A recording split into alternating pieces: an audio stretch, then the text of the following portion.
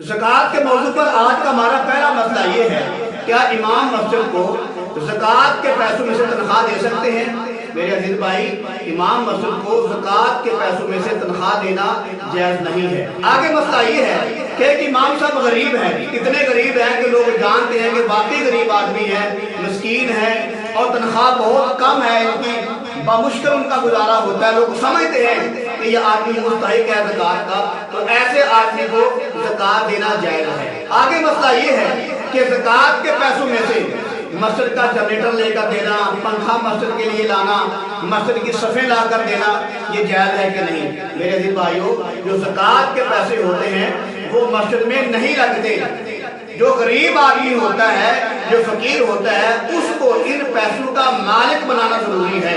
लिहाजा मस्जिद की कोई चीज जो है ज़कात के पैसों से लाना जायज़ नहीं है।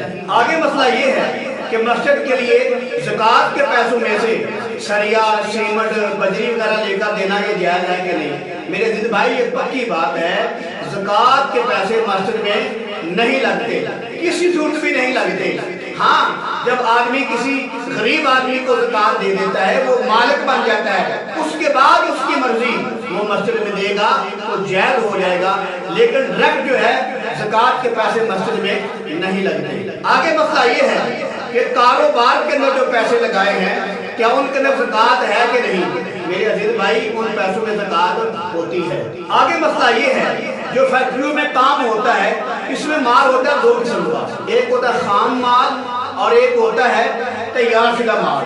खाम माल उसे कहते हैं, जैसे हम कहते हैं मटीरियल, जिन चीजों से माल तैयार होता है उनको खाम माल कहा जाता है। तो क्या खाम माल पर ज़कात है या नहीं? ये जो तैयार शुदा माल है, तैयार हो गया माल, इन पर ज़कात है कि नहीं? मेरे अजीज भाई, जो कारोबारी लैब के अंदर जो खाम माल होता है या तैयार शुदा माल होता है, इन दोनों पर ज़कात होती है।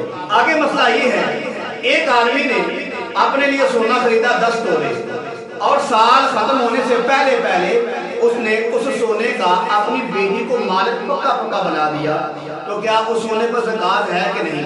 मेरे अजीज भाई, उसने अपनी नाबालिग बच्ची को सोने का मालिक बना दिया है, लिहाजा उस पर ज़कात नहीं। अगर बालक को भी मालिक बना देता फिर भी ज़कात नहीं। क्यों? अभी तो उसने दिया है, उस पर साल गुजरेगा।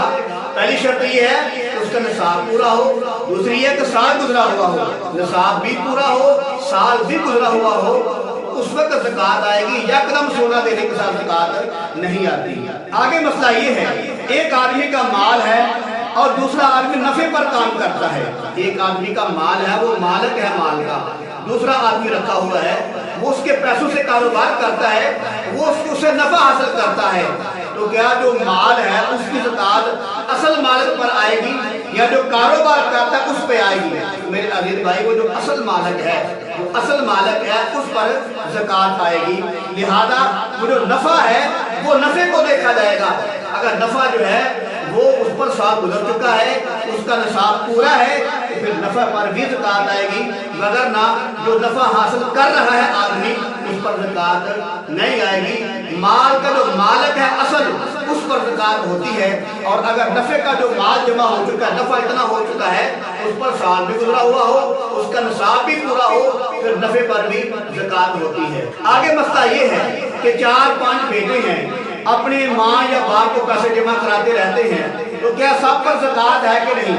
मेरे अजीज भाई, वो जो पैसे जमा किए हुए हैं वालिदैन ने, उनको देखा जाएगा वो कितने पैसे हैं। अगर इतने पैसे हैं कि सबको अगर तकसीम कर दिया जाए तो सारे के सारे साहब निसाब बन जाएं, तो उस वक्त ज़कात वाजिब होगी। लेकिन शर्त साल ये भी है, उन पर साल गुजरा हुआ हो, उस पर साल भी गुजरा हुआ हो और निसाब भी पूरा हो, तो उस पर ज़कात वाजिब।